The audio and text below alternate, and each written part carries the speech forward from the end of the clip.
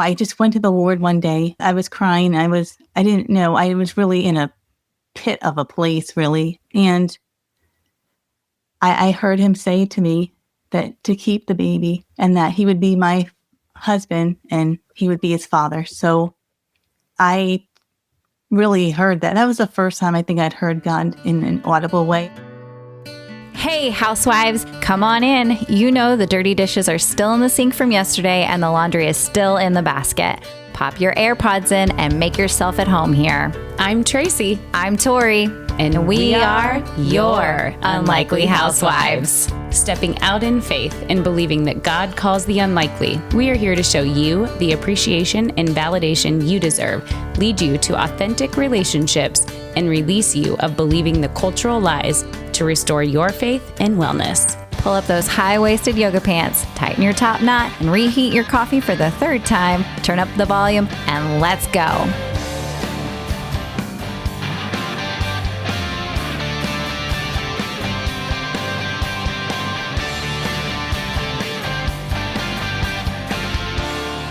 Hey, housewives. Hey.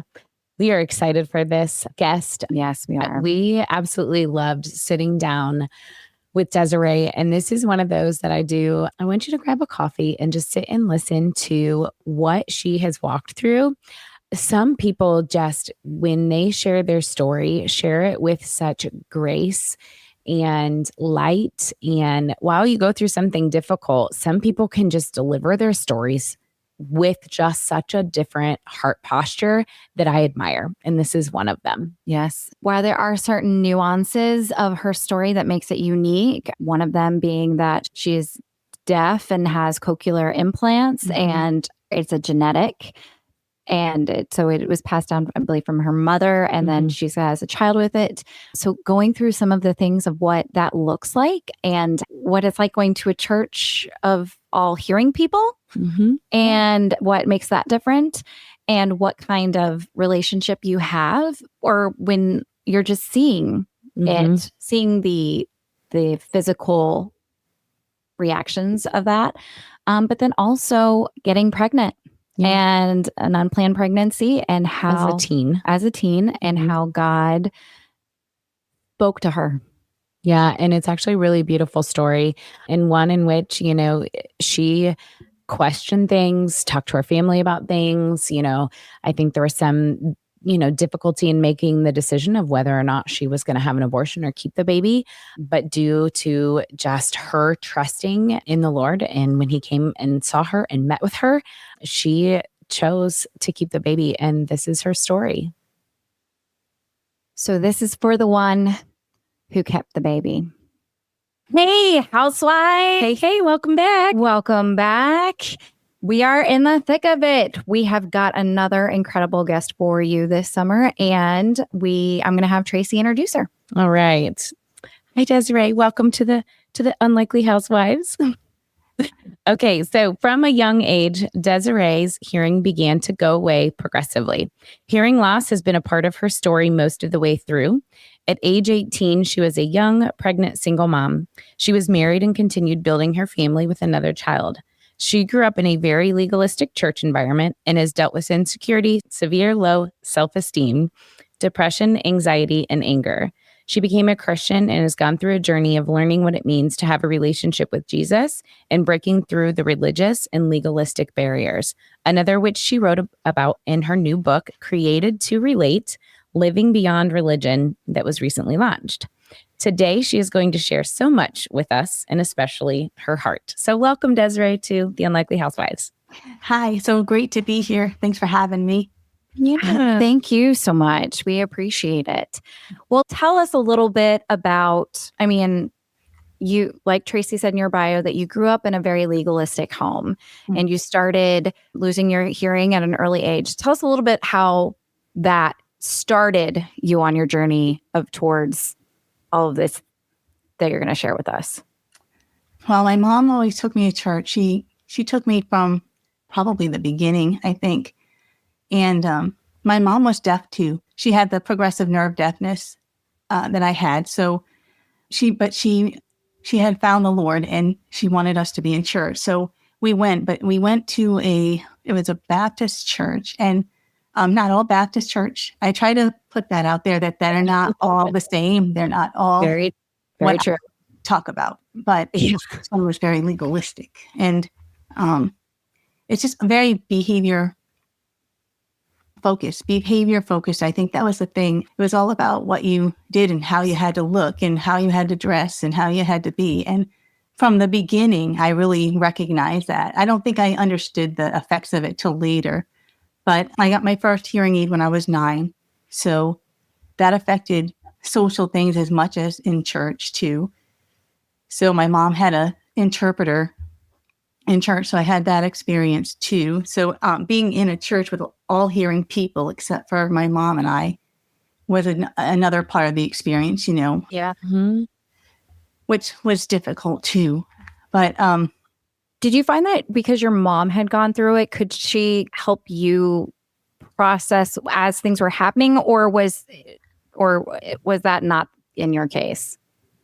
that Because was she not knew. really in my case. She didn't Okay. really talk about any of it. And even she passed away a couple of years ago. And it really wasn't even until I read some of the things that she had left behind did I know even some of the things she experienced. And I wish that we could have shared some of that more. But she didn't really invite me into those places a lot. But I think that came out of the legalistic and religious place too. It's almost like people seem like all those things had to be kept to yourself. Like you didn't want to share those things or share where there might have been weaknesses or shared where those experiences. Because even with people's relationship with the Lord, I didn't hear people share about their personal experiences with him. And even, the whole confessing your sins to one another, that you may be healed. No, we all kept it in. And that was what I saw from early on too, is we don't talk about our feelings. We don't talk about all of that. We keep it in here, because we might look bad or we might not look like we're the right kind of Christian. And that was a really difficult thing for me to break through, I think. Well, and there's a lot of things with pride in that. And then once the pride takes root, then it's the internal shame of, well, I haven't said anything about it now, and now I feel worse if I were, so for her sake, it was, she hadn't told you. And then it was like, well, how do I go back and tell you, and we know that more open, or we're talking more open, we're sharing a lot of these topics about you're not alone, and you get to have those conversations in such a grace-filled, releasing, bringing things into the light, to where you find intimacy and connection with other people who are going through maybe not the same exact thing, but something similar. Yeah. And it's been interesting because God's kind of funny in how he works, because we did find out that this was a genetic thing. They didn't think it was at first. So but when I had children, I wanted to find out. So I went to genetic counseling, and my younger son does have the same hearing loss. So I find that I really hated that he had to have this and had to deal with it. I was really praying that God would break it off and just heal it completely so that it would pass on. But he has chosen to allow him to have it. So, but I get to do things differently with my son. Yeah. And I think he's seen me walk it differently anyway, because I've been pretty verbal. I think because I really was angry about the way that people didn't share things, both religiously and, in their faith with God and with my hearing, that I was determined that if I ended up in this place and one of my kids had it, that I would be different. And so it shows how God uses the not so great things and what I've learned from her experiences. I did learn and take away. I just wish it would have been a little different in some ways. But my son and I have a great relationship, and I'm able to share with him, and I'm able to help him through the process of losing his hearing now. So.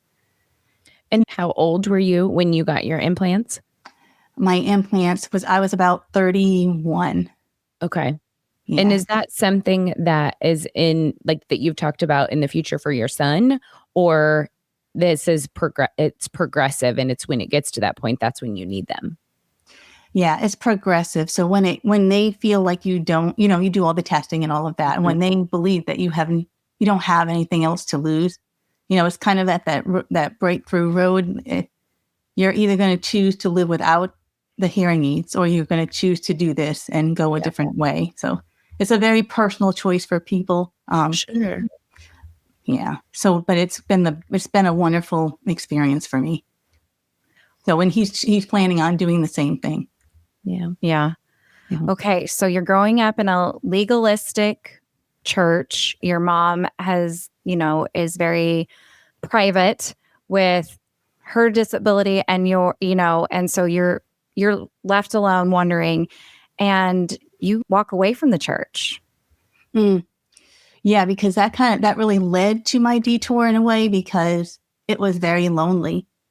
And on one hand, I'm hearing God say, I'm here, I'll never leave you or forsake you. But that's one of the things I've had a really hard time believing, because I am a deep thinker and I'm a deep feeler too. So when I feel like you're distant from me, or you're like, it just didn't feel like he was there. I felt very alone. And I think it just got to the place where, as a teenager, a young adult, you're looking all around you. We compare, women especially, we compare, and I'm like, how is it you're saying this, but I'm seeing these people who aren't even following you like this? So I decided to say I really didn't buy what he was doing. That was part of of the detour. And that's why I felt alone. I think because if people aren't sharing and aren't connecting with you in that way, you feel like you're doing things alone, which is why I have such a heart for mentoring, because I really take a lot of time to pour into the girls, the young adults especially, and give them a place to share those things that they're struggling with and to help them walk through it with the Lord. And I really do feel like if I had had some of that a little differently, maybe things would have gone a different way for me. There's no telling. We can what if things all day long, but Right. but I think that's part of what caused the loneliness, is because everyone just isolates themselves, and if no one's connecting, that's why God created us too, is for relationship with one another. And when that's not happening, it leads to all kinds of things. Yeah. Well, and I think the isolation isn't just, you can isolate and still have a really great relationship with the Lord, but you can also let the enemy in and create stories and conversations that something isn't true. And then that's what you're sitting on, instead of leaning into community who can pour truth over you in whatever your circumstances is and helps you really just live out what God's called you to do. So tell us, because we know your story, but we want to get to the point for our listeners in which you've walked away and you started to make some choices on your own, and tell our listeners where that led. Well, I went kind of hard and fast. And the root of my stuff was I was looking to be loved. That's really what it was. I wasn't feeling very loved from the Lord, and I wasn't feeling very loved from people, especially important people in life. So it sent me down a road where I ended up pregnant with my older son. And how old were you? I was 18. Okay. Almost. 18. And how did your family react to that? What was the response when they found out? Not very well, because of course it doesn't look good, but also my mom had gone through her own, this really was kind of a generational issue in a sense. My mom had gotten pregnant when she was 15 and had my sister, my older sister, and she married her father and she ended up divorced and all of that. So then my older sister ended up pregnant 4 times out of wedlock. My younger sister, the same thing. So it just had been such a trend. And I think I was the one, because my older sister went the road she went. I think there was so much fear with me, because I was the next one, about doing the same thing. And I think I shattered, the hope that things would be different a little bit for my mom, especially. Okay, so you were 18 when you got pregnant. How old was your sister when she got pregnant for the first time? I can't remember. She was like 17, 18 too. Okay. She was around the same age, I think. So, okay. So your mom's, and then what did you decide to keep the child? You kept the child. Was there pressure to not keep the child? And then what about the father? Where was he in all this? Well, okay. So I did have lots of voices. I was working at Walmart, and I remember working in the food court. And this mother, she was a mother. It fascinated me. And she was telling me that I should get rid of the baby, and go on with my life kind of thing. And so there were all kinds of voices like that around. And then some people just didn't talk about it at all. So, The avoidance, like if we don't talk about it, it's not real. Yeah. yeah. The church is good at that. Let me tell you. Yeah, right? We're not going to address this. So we're going to ignore that it happens. Yeah, no. So there was variety, and then there were those who encouraged keeping the baby, but it almost seemed like there was less of them.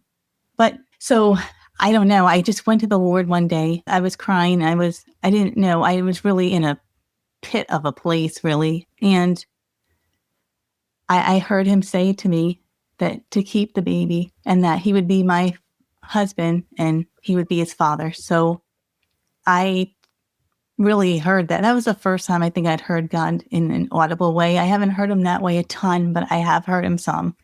And that was one of those, but I think he knew that I needed it in that personal way to really solidify that the father he was out of the picture at that point. And I think it's worked out much better that he stayed out of the picture. So I do think sometimes in some of these instances, as much as we want things to work out or want the family picture, sometimes it's not the best thing to try to force that.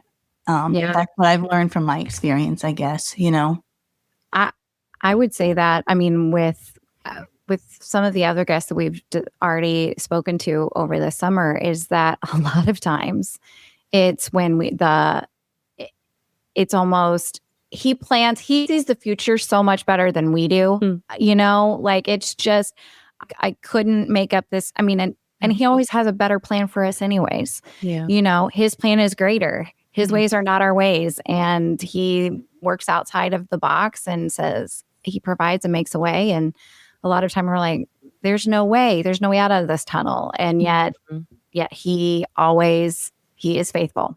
Yeah. Always.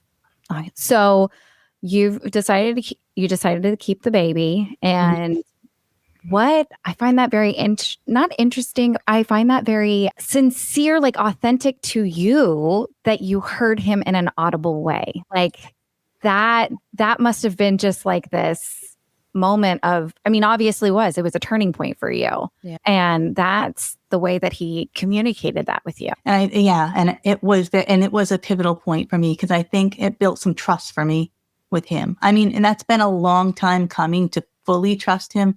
But I think that was the beginning of, okay, he loves me enough to really say this in a way that I can hear him. And just the personal nature, like, you won't be alone. Again, it was another way of him letting me know I wouldn't be alone in this, that my child wouldn't be alone in this, that he'd be with us. So it was very personal and it was very pivotal for me.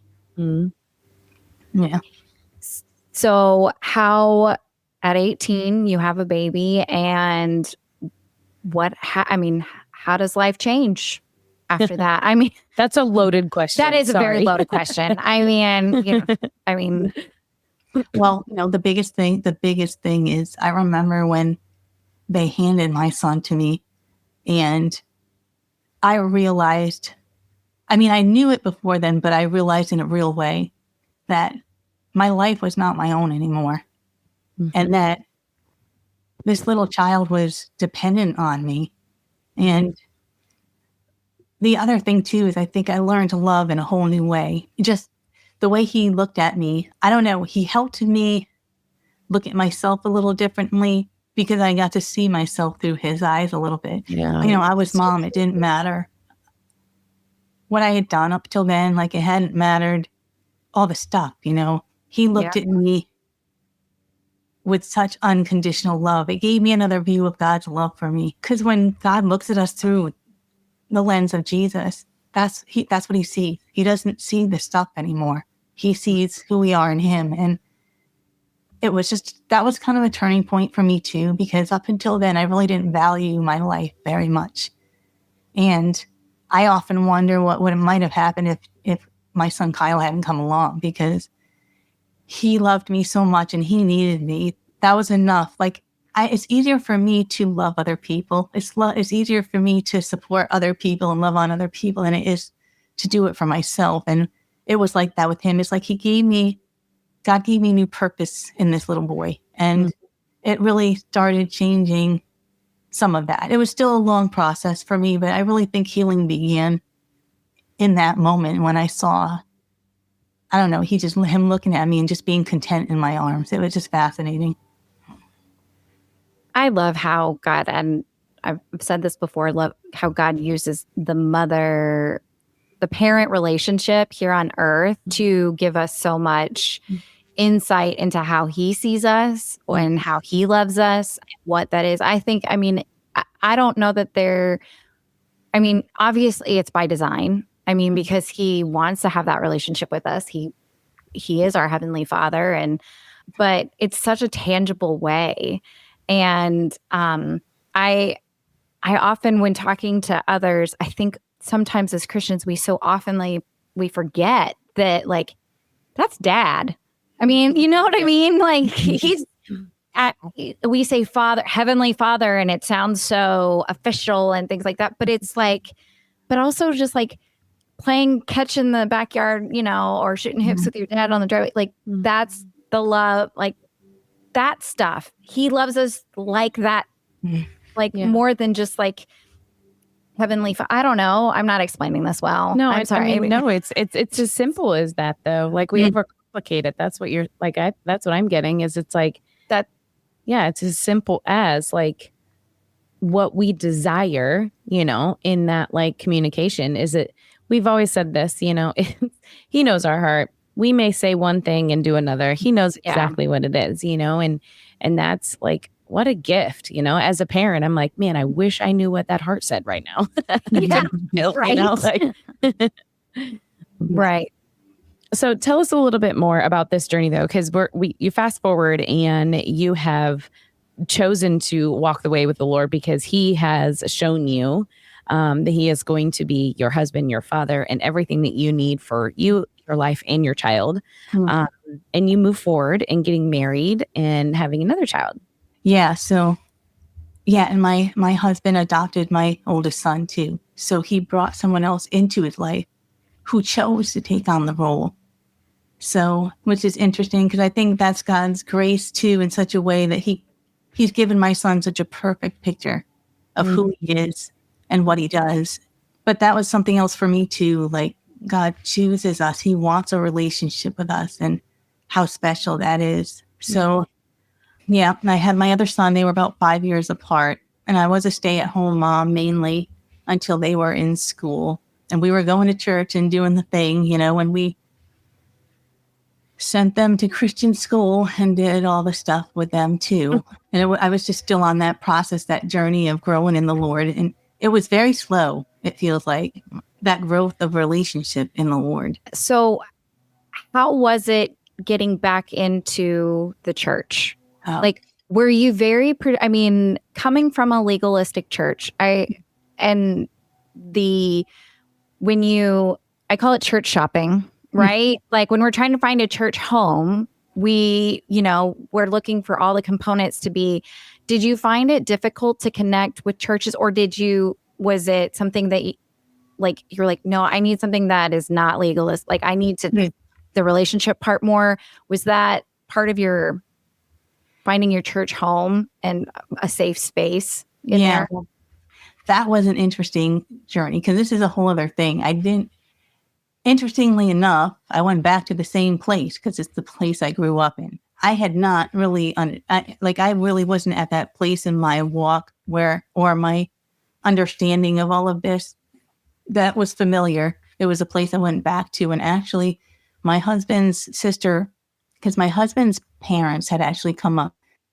His dad was a pastor and his dad was pastoring the church that I had grown up in. And so he was a different kind of pastor too. So when I went back with his sister. His sister helped me get back in. I was actually pregnant when I went back to church. Wow. So I walked back into the church pregnant. That was difficult. And especially in the church that I grew up in. But I have to say positively that these people, because I had grown up there, I think, there was a personal relationship to a degree there. They took me in. And I felt like I was accepted there, and they threw a little shower for me and stuff like that. So I didn't feel completely disconnected or ousted by any means, So I ended up going back to the same place actually for a while. That's I mean, incredible That because takes a lot of courage. that one takes a ton of courage. And two, it's not what you expect. Because I'll say when people when people leave churches, it's, and they're just like, this is so formulaic and, like you said, legalistic, or we just write that church off almost. But then God kind of redeemed that church for you and created a whole new community. And for somewhere you used to feel isolated, now they were wrapping you into their community. And it was after you had gotten pregnant. Yeah. I mean, things were still very, we didn't talk about anything too deep. There were still things there, right. but I mean, it's still, yeah, but it wasn't, it was a very interesting experience. But okay, so you said your husband's sister. So this was obviously how did you know her? And was she the one that introduced you to your husband, or you grew up around the same? So I'd like how that little work, that matchmaker. Well, it's kind of a funny story. My husband and I were in the same denomination. So he was living in West Virginia. His dad had a church in West Virginia. So they were in the same association, as they would call it. So they had like a youth retreat. So we actually met a couple of years before this at a youth retreat up here in New Jersey. Okay. So I knew him. There was somewhat of a friendship there, but I was a pretty broken teenager. So I was kind of annoying at that point. Aren't all teenagers? I know. Right? I was. I was totally annoying. Totally broken. But his sister and I became friends because she ended up in the same place I did, actually. She ended up marrying the father of her son, but we were kind of sharing this situation together, and it created an interesting friendship and a unique friendship for us to walk through that together. So that was another thing God gave. She was pregnant. She was about 6 months ahead of me. So Okay. So so you guys were on that journey together. Yeah. Mm-hmm. Yeah, and it was worse for her because she was a pastor's kid, Yeah. So, but she was a good friend to me. Okay, so you guys are at the church, and then where does brother come in? So you knew him from years ago, but I mean, how does he? Yeah, he came home for her wedding, and all right, this is another interesting part. There had become some tension at my house. I needed to stay somewhere else for a little while, so they took me in for a little while. So I was actually living with my husband's parents when he came back from Europe. wow. Because he was in the military. So, and then we kind of struck up. We started talking, and it just kind of went from there slowly. Oh my goodness. What, like, his God's grace is sufficient, and it is just so amazing what he can do when you surrender your life to him and just say, hey, hands open, I'm all yours. I'm trusting in you in this plan, and look at all these dots he's connected for you. It's amazing. Yeah, it's funny because before he had come back and we were talking, I think we both on our individual levels had come to a place where if this was what God had for us, then we would be content with that. I'd come to that place where I said to the Lord that if it's just you, me, and Kyle, then I'll be okay. Mm-hmm. And it was shortly after that he came back and God opened the door. There is something about that surrender piece that when we surrender fully, he brings in that other plan. He just needs to know our hearts are surrendered to him. Yeah. So good. That is so, yeah. In my life, there's a couple. It's just a few, but it is that place of really knowing. I mean, we can say it all day long, like Right. my life is surrender. I live for you, Lord. But like in that moment of like, no, really, Lord, like he can tell of, all right, you mean it this time. And then before we know it, he does something and you're like, I wasn't expecting that. Okay. Well, especially after I just told you it was okay, that I would be totally content with this. Okay. So he comes back from Europe. Mhm. You are living with his parents. Okay. Are you pregnant still, or you've had Kyle? No, How old was Kyle? Kyle was probably, I don't know.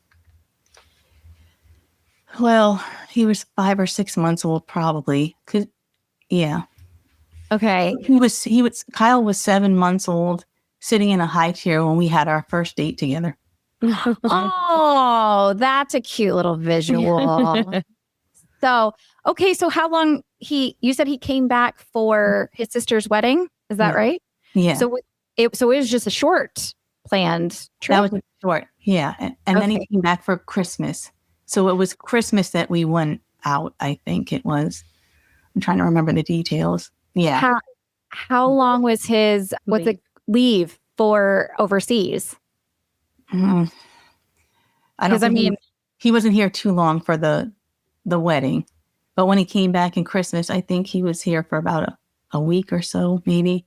Okay. And then he was working in South Carolina. He went back to South Carolina after that. Got you. Okay. So he goes, and so then starts a long distance relationship. Mm-hmm. And how did that go? That's kind of that. I mean, that's really hard. And that's pre-FaceTime. Yeah, right. Right. And that's with hearing issues with the phone. Right. So right. We wrote letters a lot. We did talk some, but I really had a hard time on the phone understanding. So that was difficult. I'm sure I missed a lot of things a lot of times in those conversations, and they cost a whole lot more because it was long distance. Oh my God. I forgot roaming charges. Yep. So children, there used to be, just for our younger listeners, I want to let them know, there used to be phones that were connected to the wall. Each house had a landline. That's what we called them because they were connected to the land. And it used to cost money if you called anywhere outside of your zip code. I remember prepaid phone cards. I cannot imagine. So do you have all those letters? The romantic in me, which there's not much of, it's just this big. But do you have the letters that you guys wrote to each other still? Yeah, we do have some of them. Yep. Oh, those will be great for down the road and for your boys. We have another podcast guest who's been on, and he used to write letters when he was away, and they turned into part of a book. So, oh wow. Speaking of book, I want to get to that so we have enough time. So fast forward a little bit. You're married now, and you guys have another child. And where did you end up settling? Back home or where he was in the military? No, we ended up staying here. My parents had a house, and then they had property where there was an apartment house on there. And so we started in the apartment house on the first floor. And now we're down at the house. We've taken over the property. So we have been in Rhode Island since the beginning. No, all of this has accumulated to a book that you have written. Yes, some of it has gone in there. Yes, and we're at a different church too. That was a whole other thing. We had been praying about a different church. So we ended up at a church up in about 40 minutes away. God has a sense of humor, can I tell you? Like, New England people do not drive 40 minutes, okay? 20 minutes. No, they don't. They don't. And I tell you, I can speak to that because I lived in Maryland, and if anything is further than 15 minutes, I'm not driving that. Yeah, right? Crazy. Sorry. That resonated so much for me. So, okay. Because what happened at the church I was at, there was a big split. It was really terrible. So I ended up in the home church after that, and just really felt like God was calling us somewhere else. I was feeling like he wanted to bring us deeper, and it wasn't going to happen there. So again, I just prayed. It's just fascinating when we start praying and asking God for things, what he does. And Our next door neighbor actually was working at the church that we go to. She was like the secretary or administrative kind of person. So she said they're looking for a facilities manager here. So he put in for it, and we just prayed that, okay, if it's supposed to be, then we go. So he got in, and then we prayed. We said, we'll give it a year, and we'll see if this is where God wants us. And we've been there for the last 17 going on 18 years, and he just became an elder. So, And he just became an elder. That's Wow. That's awesome. Yeah. I find that when we leave our hands open like that, I'll give it a year, Lord. Yeah. I mean, I'm with you, but am I with you? Yeah. He's like, no, you're with me. Exactly. All right. So talk to us about your book. We want to make sure that we highlight that for you. It's called Created to Relate. Is that correct? yes. Yes. Okay. Well, tell us a little bit more about it and how you even decided, like, all right, I'm going to write a book. Well, I had worked probably 10 years in as a special ed para in the school, but it was kind of getting to the place where I needed to let that go for different reasons. And then I was home for a little while. My oldest son was starting to look towards, graduating, and I realized that, okay, motherhood is short. There's something else about, there's something else next. And that's why I started praying again. What do I do? And he just reminded me back to my days when I would journal a lot. I loved writing, all that stuff. And that's when like blogging was starting to be really popular. And so I figured, well, maybe I'll play around with that. So I started doing that, just sharing the things that God was showing me, just really simple. And then I started dreaming a little bit and just said, do you think I could write a book? I don't know. I really didn't have the confidence, but I felt like he was saying to start something. And I thought that I knew that my story would be part of it, but I thought it would be more like a compilation of other people's stories as well. Mm-hmm. But it ended up being 8 to 10 year long journey of just looking back on what he had done from the very beginning and from when I had said yes to him, and just the whole way through and all the things that he had done and shown me. And a lot of things he worked out as I was writing the book, actually. There were some layers that needed to be worked on, some days of crying and repenting and being healed. And so it's mainly my story, my journey, but also with application for other people, questions for other people to really think about, am I stuck in this place? Are these mindsets that I'm stuck in? Because if we don't recognize them, we'll never move past them. Mm-hmm. So that's what it's become. And also, like, the end of it, I try to give some ways to continue moving forward in freedom. Because I think freedom in Christ, yes, we have it. Jesus died for it, but we have to fight for it daily. And it's an intentional walk with him through our lives. So I pray that I left people with a how to do that a little bit more, because I feel like that's really the thing in the churches. There's no whys, there's no hows.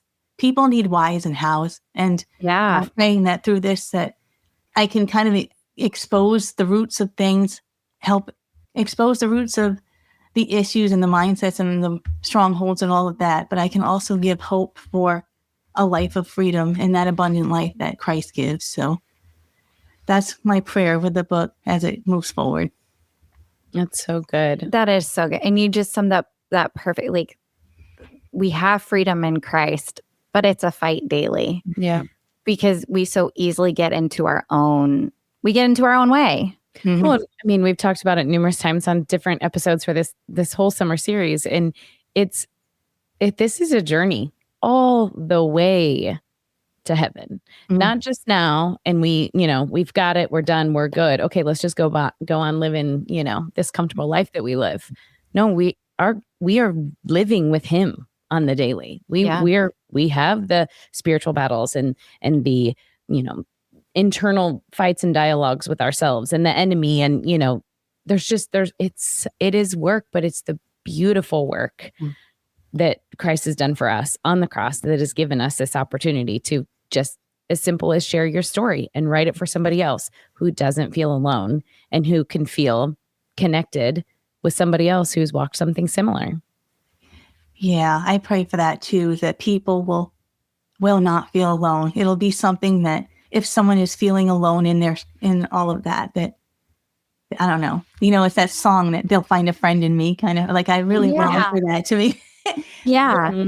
I don't know. I want to make some friends along the way and build some community. That's really my heart. And to do this together, that no one's alone in it, that God's given us each other for this and for such a time as this too. So yeah. Amen. In a world where we're more connected than socially connected. Yeah. I say that in air quotes, socially connected than ever, but actually more isolated And feel more alone. and feel more alone than ever. Yes.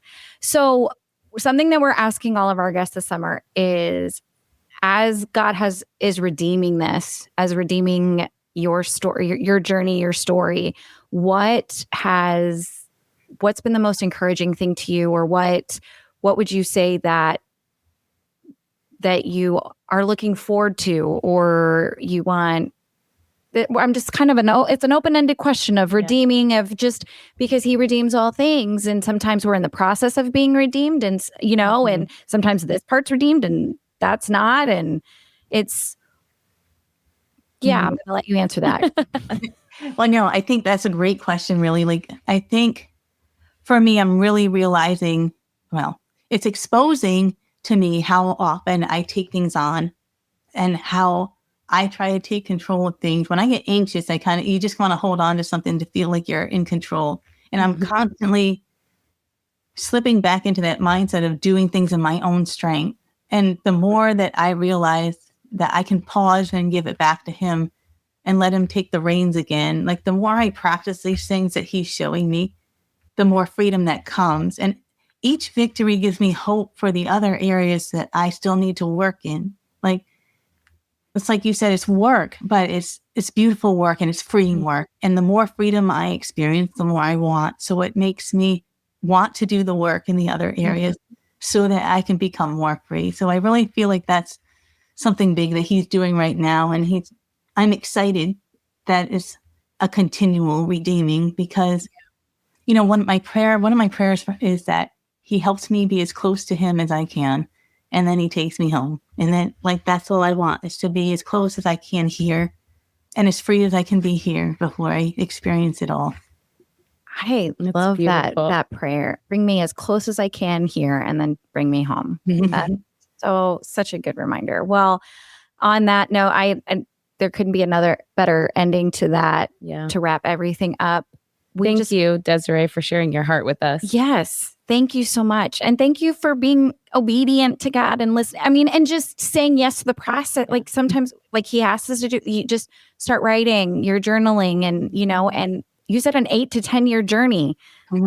That's not a short time. So you continued to fight and to show up every day. And it's stories like yours of where, hindsight, we can see where he's put together all the pieces and the roads that he connected for us, that gives us hope for the tough times, or, for the hard times that, we're all going to face, whatever that circumstance may be.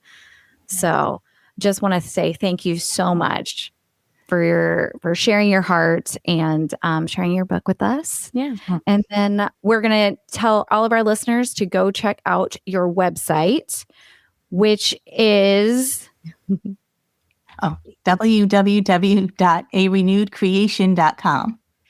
arenewedcreation.com. Thank you so much for saying that. And you can find all of her social media handles on there, and more information about the book and all of that. So thank you so much, Desiree. We so appreciate it. And then until next time, housewives. Bye. Bye. Whether we made you laugh or cry today, we pray you feel appreciated, bolder and braver than yesterday, stronger and more faithful for tomorrow, and living in who you were made to be today. Join our online community on Facebook, link in the show notes, and be sure to review and subscribe on Apple Podcasts or wherever you enjoy listening. Until next time, housewives, we give you permission to walk confidently, free, and to be intentional in your slippers or stilettos.